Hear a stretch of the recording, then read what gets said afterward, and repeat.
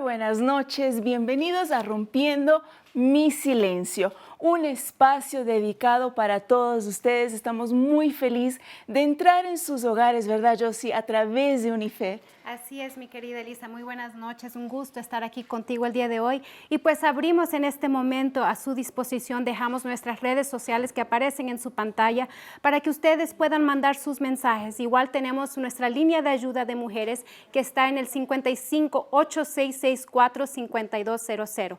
Y en el programa del día de hoy vamos a estar abordando un tema que afecta a muchas mujeres en nuestro país y desafortunadamente, Elisa, vamos a ver una historia el día de hoy que nos va a platicar un poquito sobre el abuso sexual infantil. Así es, aquí en Rompiendo mi Silencio, tú rompes tu silencio y nosotras somos tu voz. Así es. Y el día de hoy tenemos un tema, Josie, bastante delicado, pero lastimosamente muy común en nuestro país. Fíjate, Josie, que aquí en México es el país número 1 en violencia sexual infantil. Es terrible esa situación y también estaba viendo que 90% de las violaciones suceden dentro del entorno familiar y eso es algo desafortunado porque se supone que la familia es un lugar que debe ser de protección hacia los niños. Y espérate, ¿no? Porque llegamos a esas cifras de México ser el número 1 en abuso sexual infantil, pero esto porque 1 de cada 10 niños logra romper el silencio, logra abrirse delante de sus padres, un conocido, de las autoridades, se logra poder denunciar al agresor, llegar a las últimas consecuencias, pero 1 de cada 10, otros 9 se llevan a la tumba. Así es, y tristemente también muchas de las veces uno piensa que la violencia, el abuso sexual es solamente el acto físico, pero hay diferentes formas de abuso. Estamos hablando de mandar imágenes indebidas a los niños. El grooming. Exactamente, o sea, hay varios tipos de abuso, pero muchas de las veces nos quedamos callados. Pero aquí en este espacio queremos romper nuestro silencio, nosotras estamos aquí para eso, ¿verdad? Exactamente. Nosotras el día de hoy tenemos a 2 personas sumamente importantes para nosotros. La licenciada Michelle Carrete, una persona que ha invertido su tiempo para poder ayudar centenas de niños que han pasado por diferentes situaciones y no solamente los que han pasado, sino también prevenir esta situación en sus vidas. Y también tenemos a Esmeralda, una sobreviviente, que Josie estará hablando con ella más adelante. Así es, una mujer fuerte que hoy pudo superar todos sus traumas, todas las dificultades que ha tenido, ¿verdad? Ella a los 8 años de edad fue su primer encuentro con un agresor, un vecino, desafortunadamente, pero hoy vamos a estar contando la historia de ella, entonces quédense conectados con nosotros, ¿verdad? Así es, vamos a ir un pequeño informe hablando sobre el tema del día de hoy y ya regresamos con todos ustedes.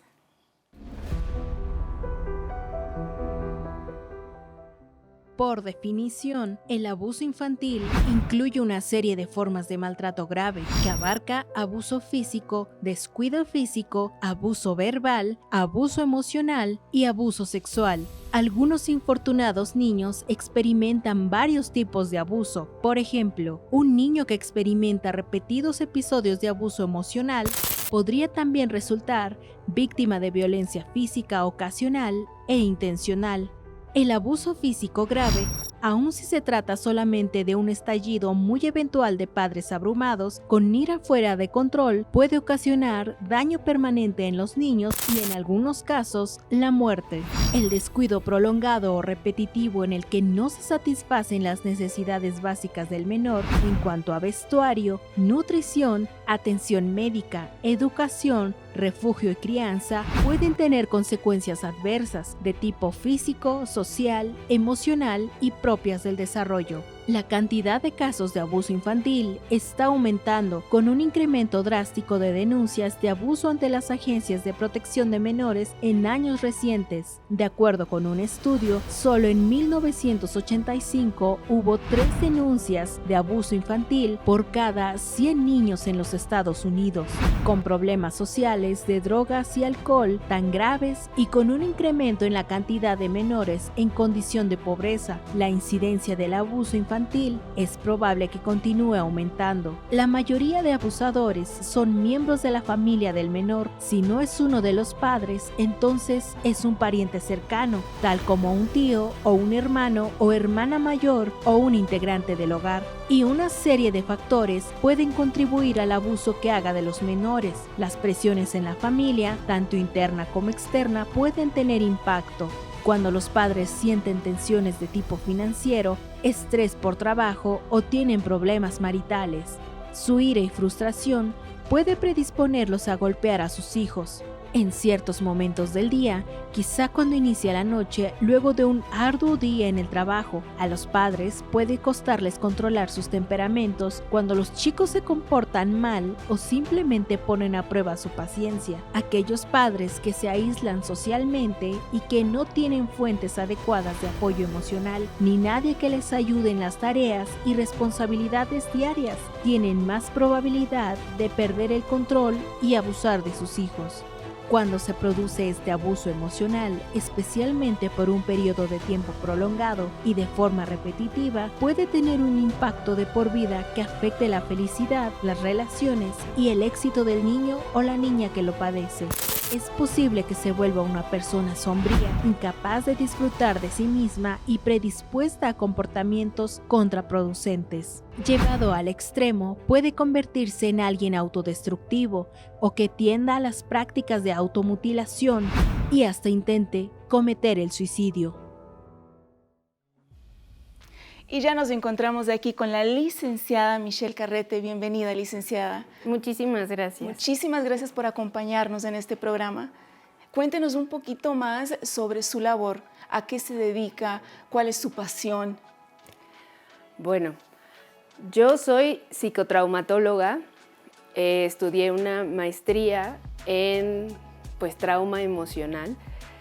Trabajé aproximadamente 5 o 6 años en la Procuraduría General de la República, que ahora es la Fiscalía, ¿no? General de la República, trabajando con casos de abuso sexual infantil, con trata de personas, pornografía infantil, y después de un tiempo decidí que iba a independizarme y fue así que empecé mi práctica profesional, ahora sí que privada, con diferentes fundaciones.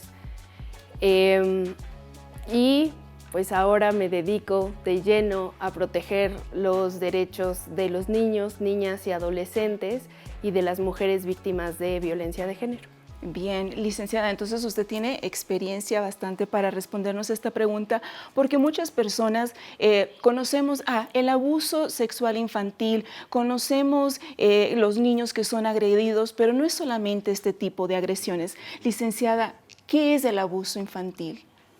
Mira, el abuso sexual infantil es toda actividad que involucra a un menor realizando una actividad sexual en una desigualdad de poder, de madurez. Y muchas veces la persona que suele ser adulta, pero no necesariamente tiene que ser un adulto, eso lo aclaro, utiliza esa relación de confianza y de poder para obligar al menor a realizar esta actividad y aparte a guardar el secreto. Wow. Licenciada, nosotros tenemos el día de hoy aquí con nosotros a Esmeralda. Ella ahora es una adulta que supo sobrevivir, salió de esta situación de su vida, pero el día de hoy ella nos va a contar qué fue lo que pasó, cómo sucedió, y nos gustaría que usted escuchara su relato y vamos ahí haciéndole preguntas, porque quizás en este momento, mientras muchas de las amas de casa o las personas que nos están escuchando ahí en casa escuchen el relato de Esmeralda y se puedan identificar con alguna situación que ella pasó y decir: esto me está pasando a mí o me pasó y hasta el día de hoy no lo he podido superar, y vamos a estar hablando con ella y con usted para ir elaborando un poquito más el tema. Claro que sí, con muchísimo gusto. Josie, pasamos contigo allí en la sala de entrevistas, cuéntanos. Sí, mi querida Elisa, pues estamos aquí con Esmeralda. Esmeralda, muy buenas noches, un placer tenerte aquí en nuestro programa. Y pues hoy tú tienes una historia de superación, una historia que nos vas a contar en esta noche, ¿verdad? Tú empezaste a sufrir acoso sexual a los 8 años, ¿verdad? Cuéntanos un poquito, por favor. Bueno, pues tristemente la pesadilla, pues ahí empezó. Empezó alrededor de los 8 años. Pues la historia se empezó a surgir cuando pues yo empezaba a la escuela, ¿no? Entonces, como somos varios hermanos, pues había unos que nos tocaba ir juntos, otros no. Y pues bueno, ahí fue cuando con un vecino, pues él empezaba así como a perseguirme, a acercarse. Pues yo obviamente en mi inocencia, pues yo no tenía nada malo, ¿no? O sea, en contra de aquella persona. Entonces, pero realmente ya como que empezó a ser como incómodo, ¿no? Incómodo porque como que él solo esperaba las veces que yo regresaba de la escuela para como seguirme. Entonces, primero solo era como seguir, y ya después, pues obviamente como que era como que ya quererse aproximar de que, oye, te ayudo con tu mochila, oye... Como que te intentaba seducir, ¿verdad? De cierta forma. Sí, mi querida Elisa. Sí, estamos escuchando aquí el relato de Esmeralda, licenciada, y algo que hace el acosador o el abusador, que es algo muy sutil, algo muy que el niño no se sienta... no sé, que no se sienta mal, que no se sienta golpeado, que no se sienta agredido, sino que poco a poco lo va llamando sutilmente. ¿Es una forma? Así, de hecho, es muy raro que en un abuso sexual infantil haya violencia. Generalmente, el agresor tiende a envolver a los menores, tiende, pues, en el término, ¿no? Tiende a hacer grooming, tiende a convencerlos a través de regalos, a través, ¿no?, de dulces, de engaños, para que ellos realicen la actividad. ¿En qué momento entra la amenaza? Porque si los atrae con dulces, con regalos, sé que muchas veces surge la amenaza. Eso es después de que realizan el acto sexual, para que no lo cachen. Entonces amenazan con, pues, decirle, bueno, con matar a los papás, con que les va a hacer algo a sus hermanos si es que tiene, ¿no? Con que no le van a creer. Y entonces, pues, utiliza la vulnerabilidad de los niños para que guarden ese secreto y guarden el silencio. Wow. Yo sí, ¿a Esmeralda le sucedió esto? ¿Llegaron a las amenazas? Efectivamente, fíjate que ahorita Esmeralda está escuchando a la licenciada Michelle y me está diciendo que fue exactamente así que sucedió contigo, ¿verdad? Entonces él te empezó a seducir, a atraer, ¿y qué fue lo que sucedió? Pues como le comentaba, ¿no? En su momento pues yo lo veía amable y todo. O sea, en el momento yo no sentí miedo. No veías el peligro. Ajá, exactamente. Pero ya empezó a ser como hostigante, ¿no? Porque pues yo decía, pero ¿por qué o sea, sí yo empezaba a pensar, obviamente, ¿no? Pero pues dije, bueno, o sea, solo me está siguiendo, o sea, pero cuando ya él llegó, digamos, hasta cierto momento ya empezara como a querer a tocarme, a querer abrazarme. Cuando empezó a tocarme, pues obviamente ahí ya tuve miedo. O sea, yo por cierto tiempo, pues yo obviamente pensé que si yo hablaba, no me iban a creer mis papás, ¿no? Y aparte porque yo dije, pues es que no sé qué está pasando. O sea, yo me sentía extraña, sentía que no, o sea, me sentía como insegura, ¿no? De que si yo hablaba no me iban a creer, o que si él, por ejemplo, porque como dice la licenciada, ¿no? Yo también tengo hermanas que son más chicas, entonces yo también pues llegué a pensarlo, dije, bueno, igual si me lo hacen a mí, igual lo pueden hacer. Tengo miedo de que él vaya a hacerlo con mis hermanas, ¿no? Entonces, aquí, Esmeralda, es muy importante lo que tú comentaste, tú tenías miedo y ese ha sido el grave problema. Los niños, ellos obviamente, Elisa, ellos no hablan. ¿Por qué? Por ese miedo que se genera, como comentó la licenciada con nosotros en este momento. Entonces, ¿cuáles son quizás los síntomas o las maneras que un papá puede ver que su hijo está siendo acosado sexualmente, licenciada? Así es, incluso, Joyce, tenemos aquí un reportaje de un famoso actor, una persona muy reconocida en el medio artístico y que recientemente su hija salió a hablar, a denunciar el abuso que estaba sufriendo a manos de su padre. Así que vamos a este reportaje y ya regresamos.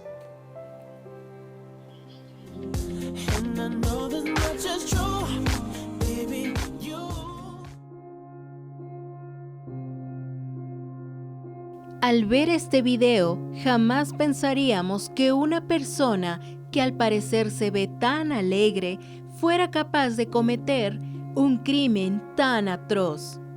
Y es el caso de Ricardo Crespo. Conmocionó a todo el medio televisivo de nuestro país cuando en febrero de 2021 fue apresado con el siguiente motivo: violación de menores. El reconocido cantante y actor de series como Control Z y El Dragón fue sentenciado por un juez a 19 años de cárcel por abuso sexual en contra de su hija Valentina, quien fue víctima de los ataques desde sus 5 años hasta sus 14 años de edad. Sin duda, su pequeña hija sufrió un infierno en manos de su progenitor. Y otra vez, la pregunta que ronda en nuestras mentes siempre que oímos una noticia como esta: ¿por qué quien debería dar amor, protección y cuidados termina siendo el monstruo del cual debemos huir? Licenciada, me llama muchísimo la atención con la pregunta que acabó este reportaje.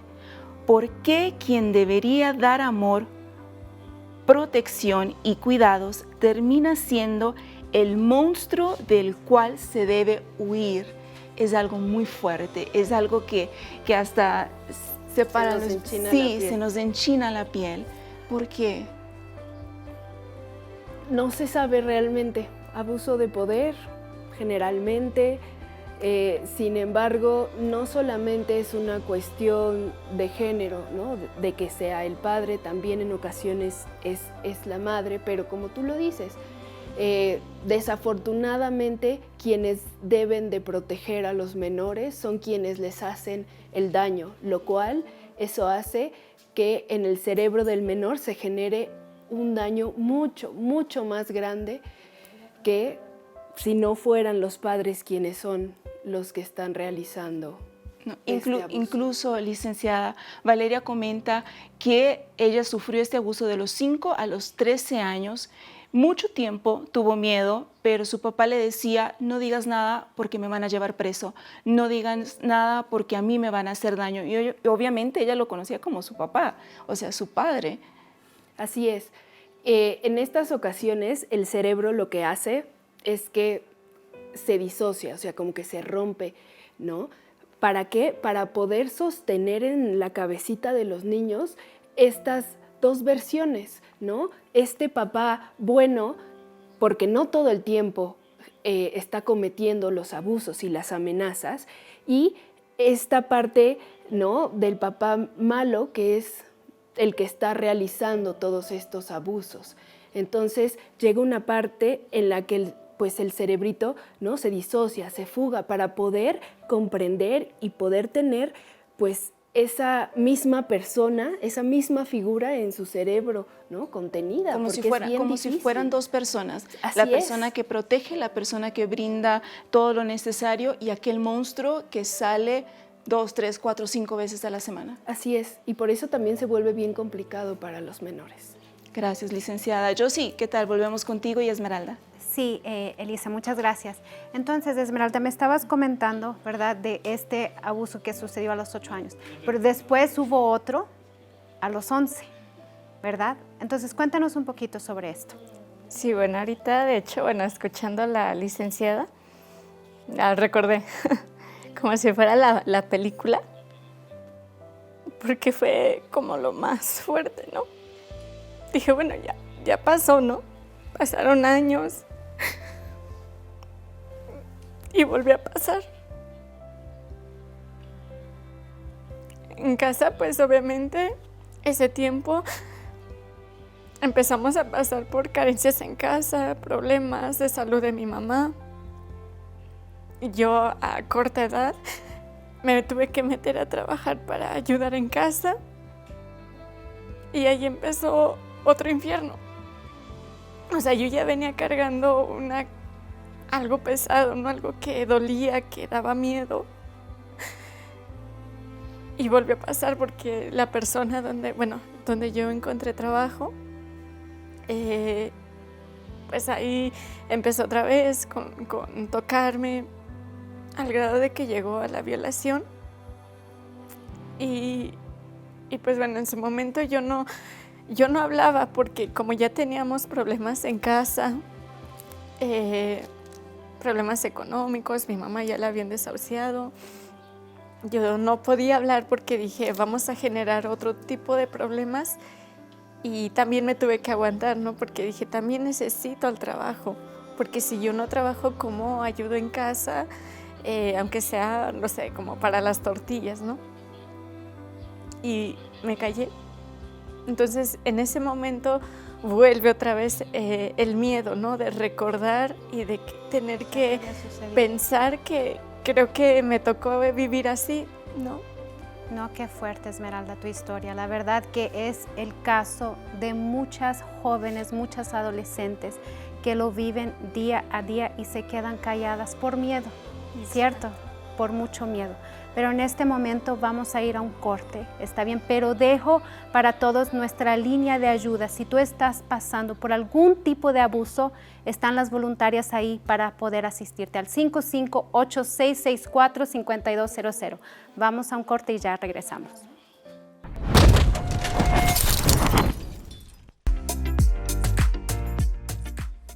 Ya estamos de regreso con ustedes y ya hay muchas amigas que han hecho uso de las redes sociales y de la línea telefónica. Y licenciada, tenemos aquí ya algunos mensajes. Por ejemplo, dicen: buenas noches, quiero saber si es recomendable hablar a chicas adolescentes acerca de relato de abusos o a otras chicas para prevenirlas, o si es un tema que no es aconsejable hablar a estas edades. Gracias. Sí se puede platicar un relato personal, sin embargo, hay que suavizarlo a la edad, ¿no? Apropiado a la edad de los chicos. Si lo vamos a relatar a alguien, ¿no? De 8 o 10 años, entonces hay que hacerlo acorde a su edad. Y igual, si son adolescentes, lo haremos de acorde a su edad. Ok, por ejemplo, si tenemos a una chica de 12 años, ¿cómo, así en pocas palabras, cómo podríamos hablar con una chica de 12 años acerca de este tema? Prevención. Sí se puede dar esta prevención, sí se le puede contar un relato de lo que yo viví desde mi experiencia personal, ¿no? Pero tampoco me voy a meter a todos los detalles tan sórdidos o tan íntimos. Bien, licenciada. Y también tenemos aquí, dice: el día de ayer me enteré que mi hijo sufrió un abuso sexual de parte de su primo y no sé qué hacer ni a dónde ir. Mi hijo tiene 5 años y su primo tiene 9. Bueno, yo siempre les voy a recomendar que vayan con un terapeuta experto en abuso sexual infantil, que por favor vayan a las autoridades. En estos casos habría que ver, ¿no? ¿Qué fue lo que pasó? Si fue un juego sexual, recuerda que un juego sexual se da en todos los niños. Sin embargo, si alguien está obligando a un menor a hacer algo que no quiere, ahí es donde podríamos ver si hay un abuso sexual. ¿De acuerdo? Entonces, en diferentes medios he leído, por ejemplo, que dice que hay niños que tienen, por ejemplo, 4 años de diferencia y no es considerado un abuso si tienen por lo menos 4 años de diferencia. ¿Es así mismo? Bueno, yo sí lo considero un abuso sexual porque un niño de 4 no tiene ni la madurez ni el conocimiento que podría tener uno de 9. Claro. ¿De acuerdo? Entonces, por ejemplo, si me estás hablando de un niño de 5 y un niño de 6, probablemente van a tener, ¿no?, la misma madurez, el mismo conocimiento, y es un juego probablemente sexual propio de la edad. Entiendo. Sin embargo, entre edades mucho más grandes sí se vuelve pues un abuso sexual porque pues hay mucho más conocimiento. Gracias, licenciada. Vamos a regresar a la sala de entrevistas con Josie y Esmeralda. Gracias, Elisa. Entonces, Esmeralda, seguimos contigo. Entonces, pasaste por esta situación y tú pasaste, yo me imagino, de ser una niña, porque eras una niña todavía, contenta, alegre, a ser como Esmeralda? Bueno, pues yo creo que empezó desde los 8 años, cuando empezó toda esta historia. Pues yo de ser una niña, yo me acuerdo que era muy alegre, muy feliz, y ese tiempo pues ya, o sea, cambió porque me volví insegura, me volví miedosa, me volví chillona. Pues eso incluso fue afectando la escuela, ¿no? Porque el rendimiento que yo tenía en la escuela pues no era tan bueno. O sea, yo quería concentrarme en las clases, pero pues no. O sea, me desconcentraba, yo decía, pero ¿por qué si yo estudio? O sea, yo era muy inteligente, ¿no? Y en ese tiempo era como que mi cabeza... ¿Te bloqueabas? Se bloqueaba, exactamente. Yo sí, disculpa interrumpirte. Ella se daba cuenta que ella estaba pasando por esta situación. Ella se daba cuenta de que el rendimiento escolar ya no era el mismo, pero licenciada, estos son síntomas. Los niños exponen lo que les está pasando a través de estas situaciones, el ya no rendir en la escuela, el llorar, el no poder dormir. Ella se daba cuenta.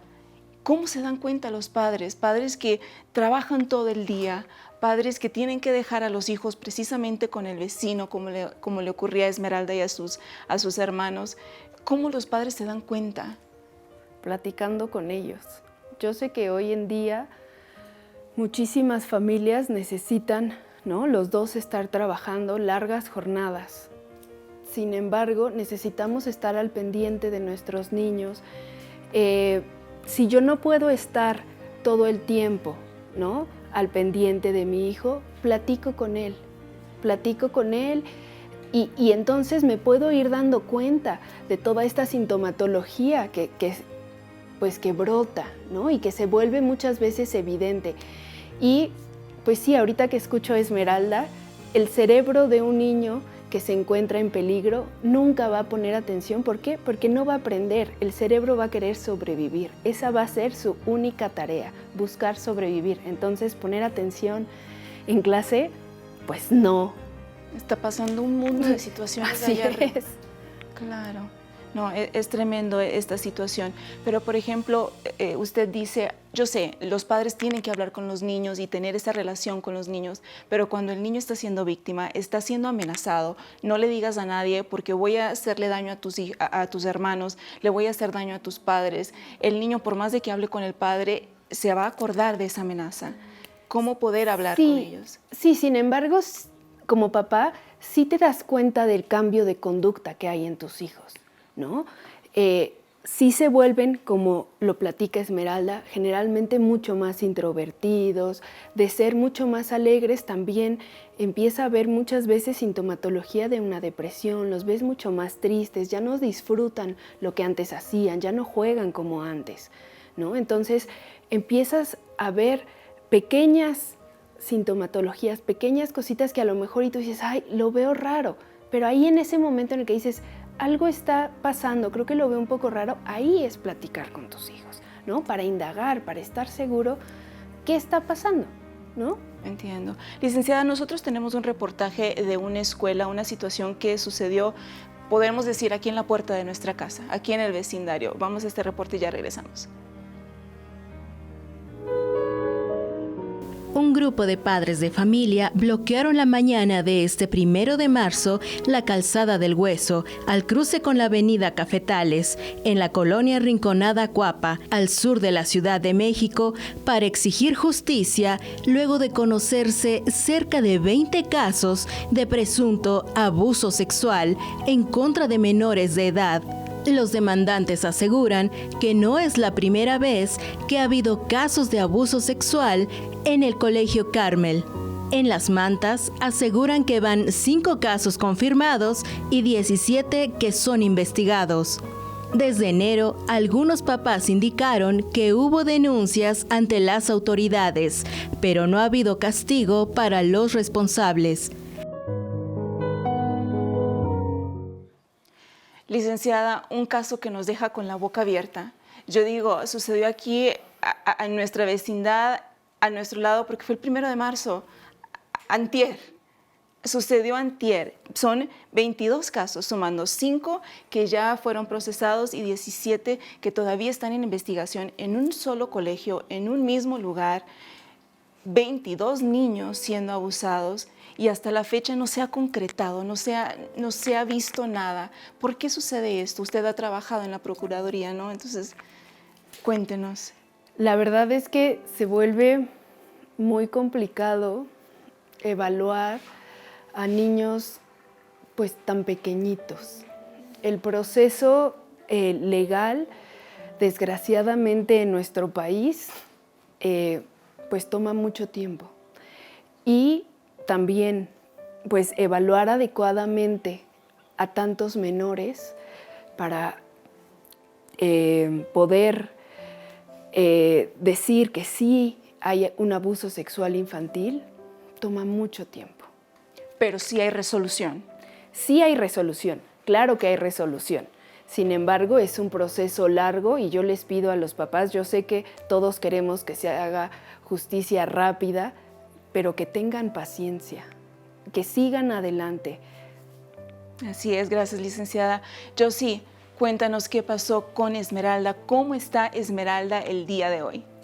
Sí, Esmeralda, por favor, cuéntanos, porque es tu historia, ¿verdad? Y tú lograste romper ese silencio. Entonces, platícanos un poco, ¿cuándo fue que tú decidiste buscar ayuda y cuál fue el tipo de ayuda que tú buscaste?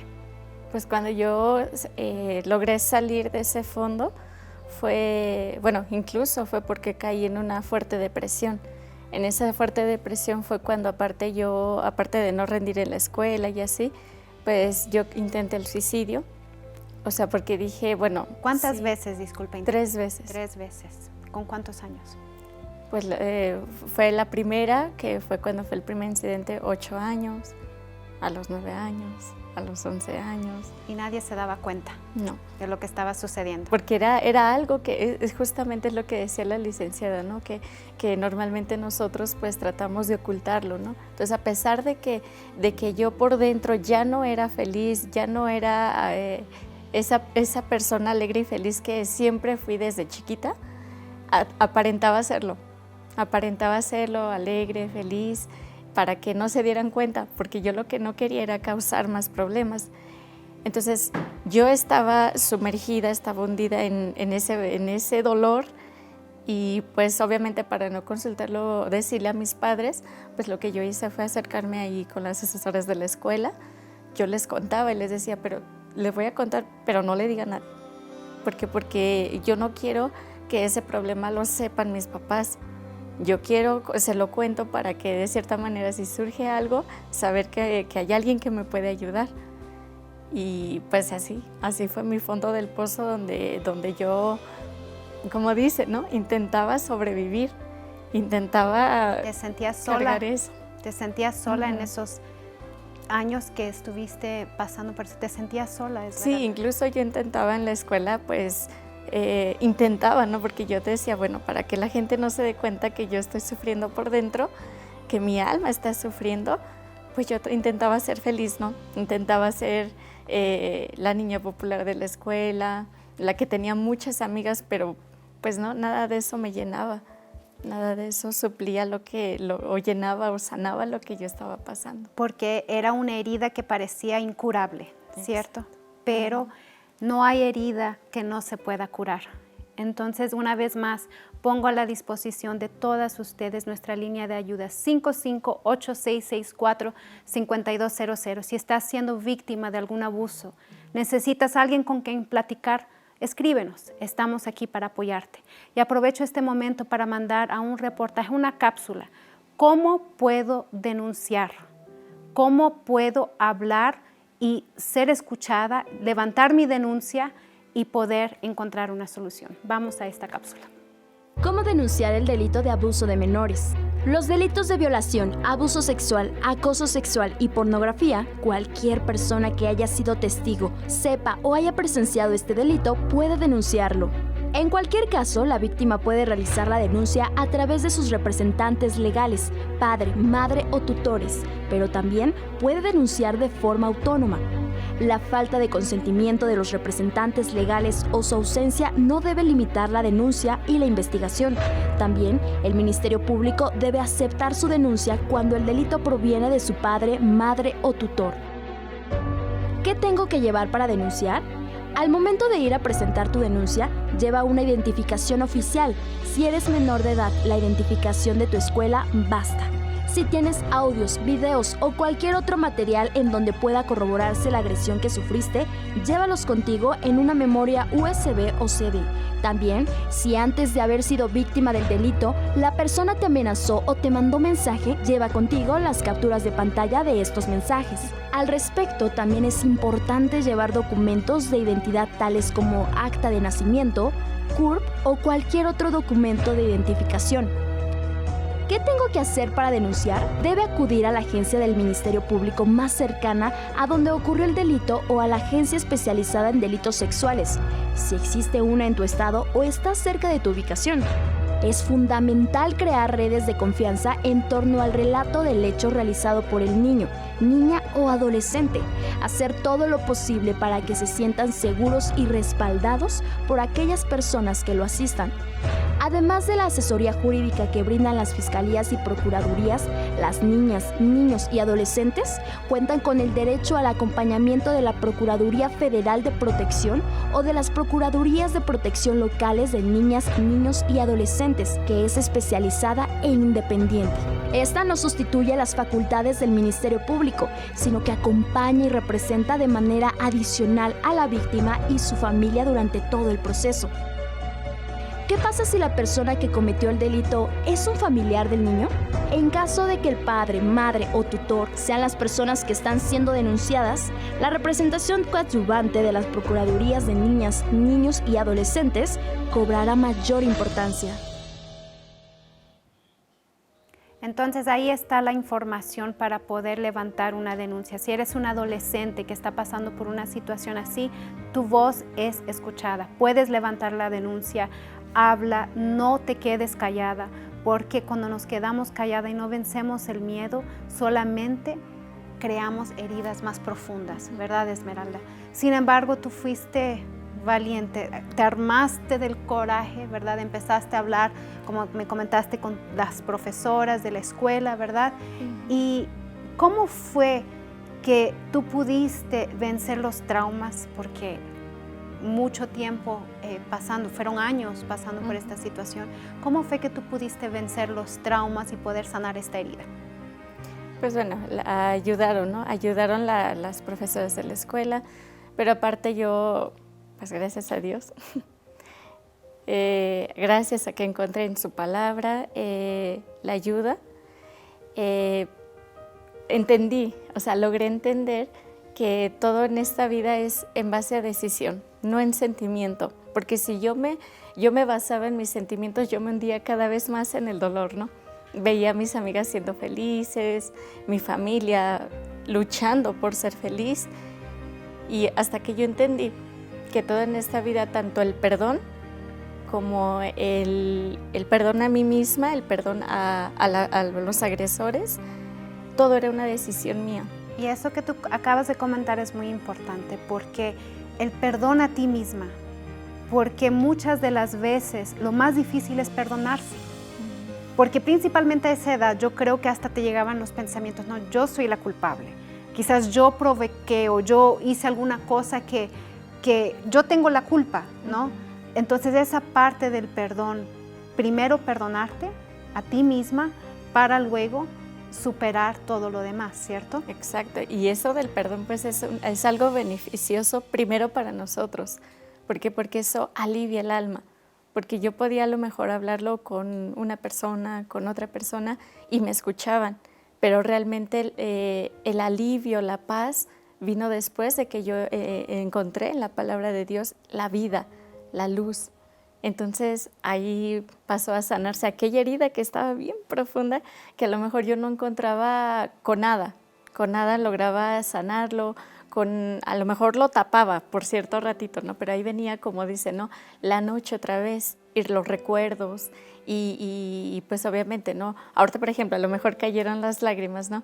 Pero ya no, o sea, ya no es algo que me marque. O sea, que te afecta. Exactamente, ya uno recuerda y pues yo creo que en su momento si mis papás, ellos hubiera estado en sus manos, ellos hubieran evitado eso. Ellos a lo mejor, como dice la licenciada, ¿no?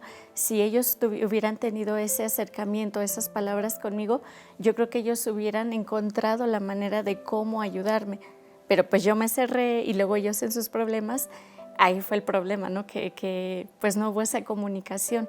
Entonces ahí pues fue las lágrimas de que a lo mejor esa misma situación están pasando muchas personas, muchos niños, muchos adolescentes, incluso personas mayores que ahorita ya tienen toda una vida, pero su herida sigue ahí.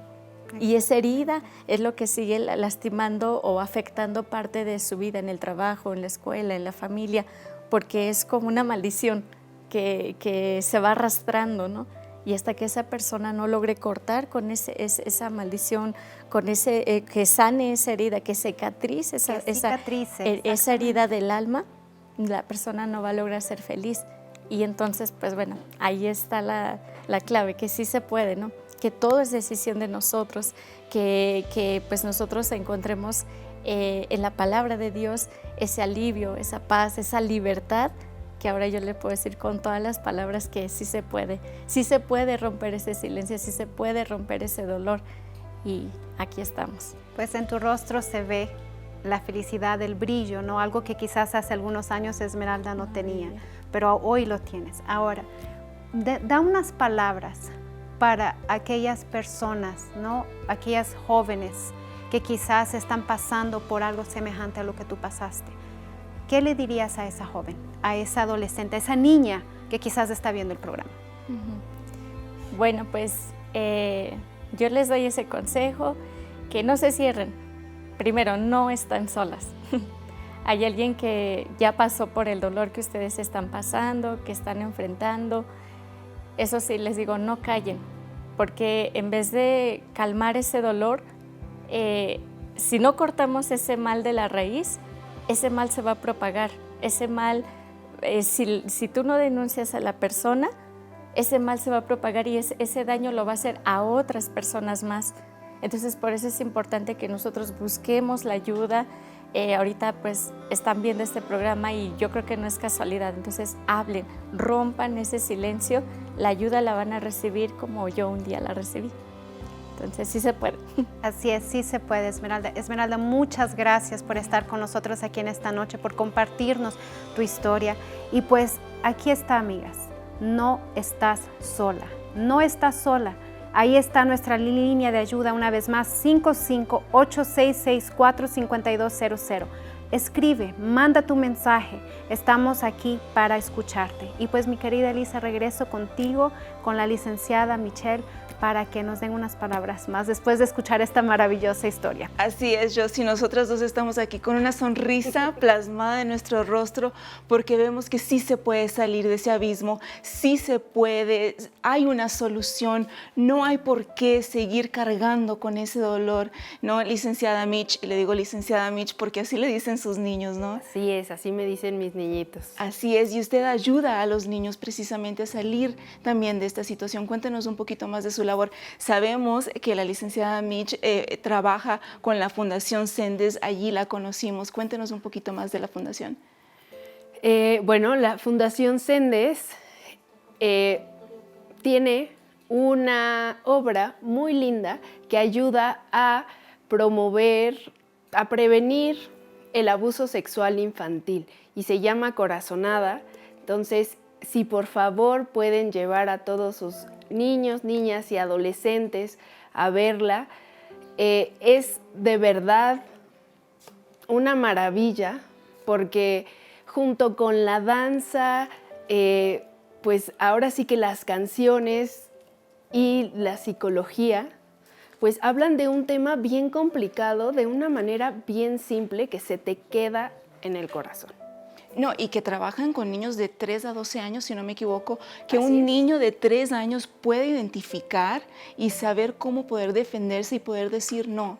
Así es, y aparte la obra les da ciertas herramientas a los papás y a los niños para que puedan prevenir el abuso sexual infantil y que a los niños no se los olvide de una manera muy divertida y muy didáctica. Bien, licenciada. Nosotros visitamos la fundación allá con usted y tenemos un pequeño reportaje y una entrevista que hicimos también a la tía de un sobreviviente. Vamos a ver este reportaje y ya regresamos.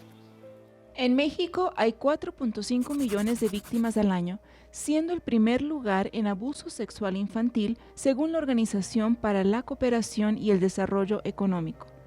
Esta cifra es poco realista, ya que se denuncia solo 1 de cada 10 casos. Ante esta problemática, nace la Fundación Sendes. Conozcamos un poco más de esta organización. Desde hace 10 años empezamos con el trabajo de la sexualidad, de llevar educación sexual formal a niños, niñas y adolescentes. Tenemos 3 áreas en Fundación Sendes, 3 pilares, digamos, con los que trabajamos. Uno, y el más fuerte, es la prevención. Es Sendes Prevención, donde llevamos herramientas en diferentes ámbitos para los niños, niñas, adolescentes. De ahí, el otro pilar fuerte de la Fundación es el tratamiento, la clínica, la atención a aquellos niños, niñas y adolescentes que ya fueron víctimas, que ya sufrieron algún tipo de abuso, entonces ahora es reparar, ¿no? Restaurar. Y la tercer pilar de la Fundación es el área formativa, el hecho de poder dar formación a otras personas en el área para que ellos se conviertan en protectores es nuestro tercer pilar. Y al trabajar en la prevención del abuso sexual infantil nos dimos cuenta que tenía que ser de otro modelo, más allá de ir a dar talleres en el salón de aula, nos dábamos cuenta que no funcionaba. ¿Por qué no funcionaba? Porque queríamos que llegara aquí, que lo razonaran, que lo entendieran. Esta temática no es tan sencilla de entender ni de razonar. Había que llegar a las emociones primero para entonces poder llegar a la razón y de ahí a la acción. Es así que encontramos el arte, el teatro, la danza, la música, el canto como vehículo educativo para sensibilizar. La Fundación no solo cuenta con la obra teatral Corazonada, que está dirigida a un público infantil desde los 3 años en adelante. También tiene Primera Llamada y Segunda Llamada, obras dirigidas a un público adolescente, concientizando sobre el grooming y las consecuencias de no denunciar el abuso sexual. El caso Fátima impactó a todo el país en el año 2020, cuando la niña desapareció el 11 de febrero mientras esperaba a su madre al salir de la escuela. Una mujer se la llevó. Días después, el sábado 15, su cuerpo sin vida apareció con huellas de violación y tortura dentro de un costal envuelto en una bolsa de plástico, a menos de 5 kilómetros de su escuela. Mucho se habla del feminicidio, pero ¿qué sucedió después? Hablamos con Sonia, la tía de Fátima, quien nos contó lo difícil que ha sido para su familia todo este proceso y cómo la Fundación Sendes los ha apoyado en el mismo. La Fundación se ha enfocado en brindarle al hermano de Fátima todas las herramientas para avanzar. Sin embargo, el proceso aún continúa.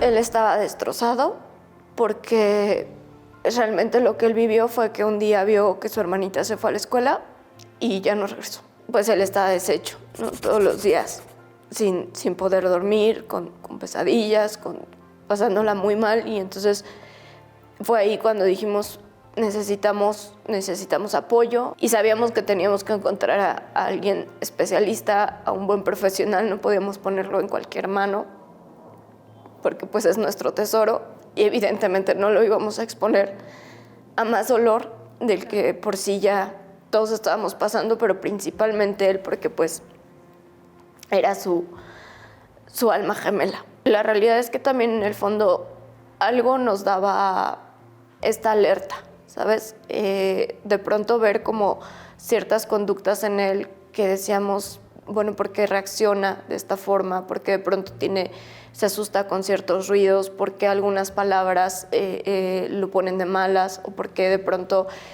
parece que no quiere como conectar con la gente, no permite el contacto? Hubo ciertas alertas que nosotros empezamos a ver, pesadillas, el temor a la oscuridad, el de pronto tener mucho miedo a separarse, no quería separarse de nosotros, ¿no? El hecho de decir, yo no quiero regresar a donde estaba viviendo con mi mamá, yo no quiero tener contacto con Luis, ¿no? Es una persona mala, es alguien que le hace daño a mi mamá. Entonces, todo esto pues nos fue haciendo mucho ruido y fue como, algo está pasando, ¿no? Algo está pasando y parece que él en este momento no se siente capaz de decirlo, ¿no?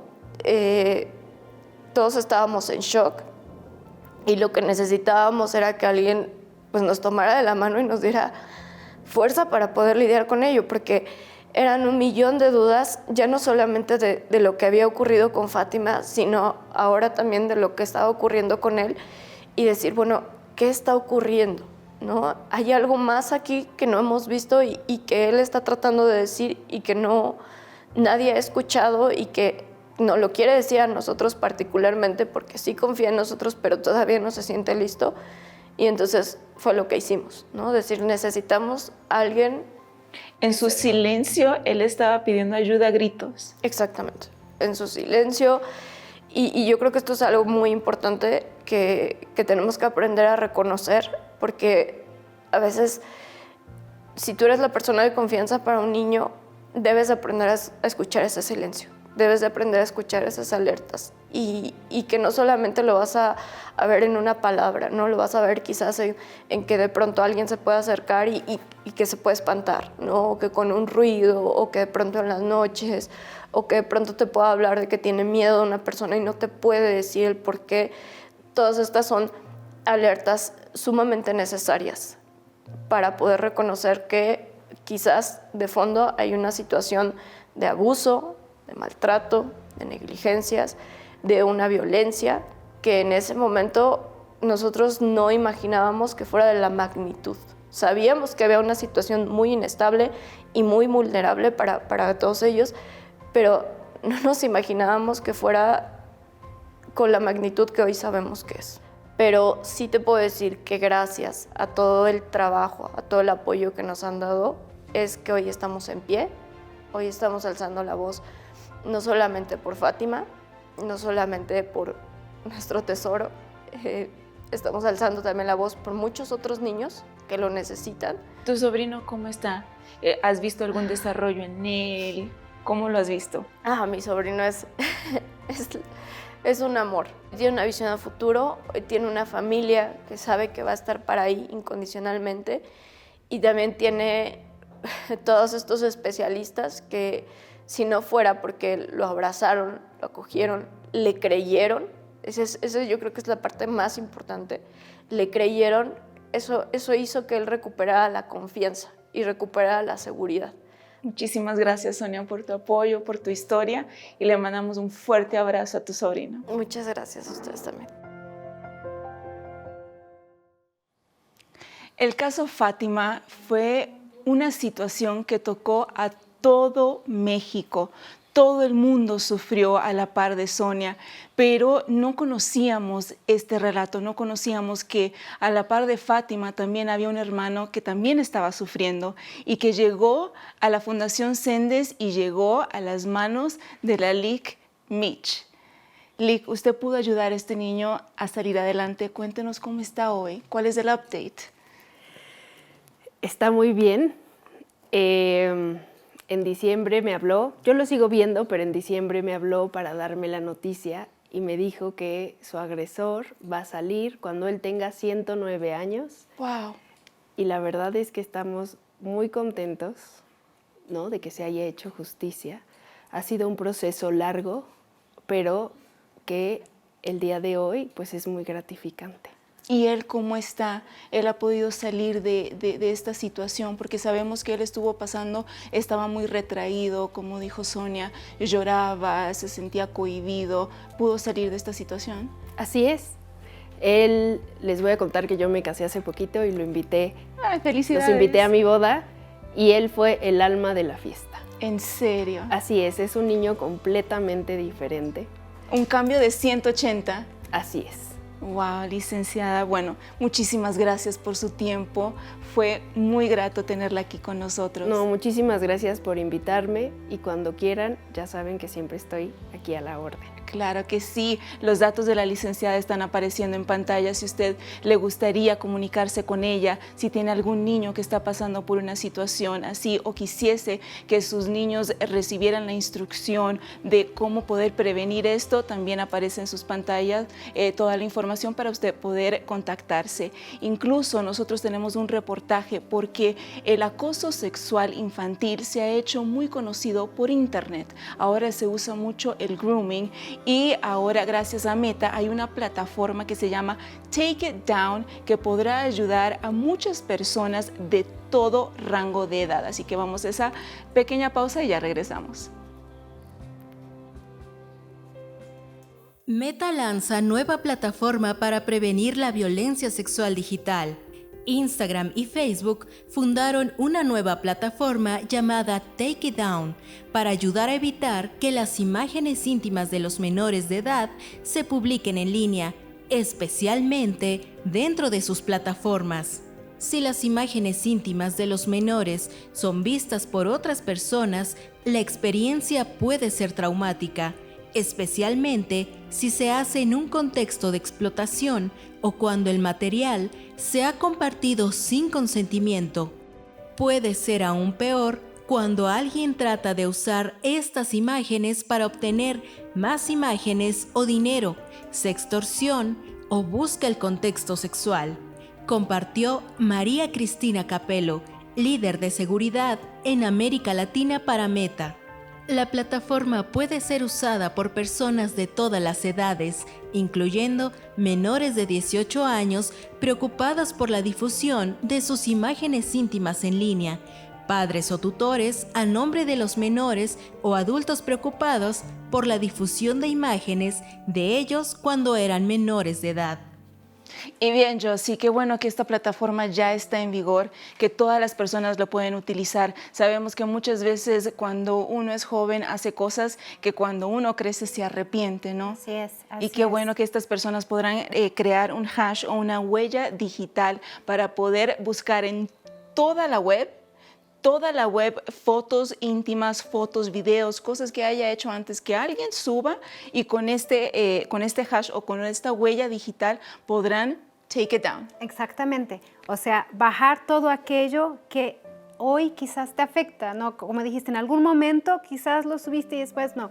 Take It Down es un excelente movimiento que tenemos ahora, ¿verdad? Y justo ahora que las redes sociales son lo que más se mueve, lo que más se ve hoy en día en las redes sociales, pues es un peligro, ¿no? Entonces esta nueva plataforma es más que excelente para todos nosotros. Así es, ponemos a disposición en su pantalla nuestras redes sociales que están disponibles para usted las 24 horas del día y también el número de teléfono 55 86 64 52 00. Así es, mi querida Elisa. Y también estamos ahora por medio de Facebook y por medio de Instagram. Ahí aparece en su pantalla para que usted también pueda seguirnos, pueda contarnos sus historias, ¿verdad? Porque vamos a estar revisando constantemente las redes sociales para escuchar la voz de esas mujeres, ¿verdad? Que quizás están pasando por una situación o quieren contarnos su historia de éxito. Rompe tu silencio que nosotras seremos tu voz. Así es. Así es. Entonces, Elisa, excelente programa el día de hoy. Excelentes invitadas que tuvimos el día de hoy, ¿verdad?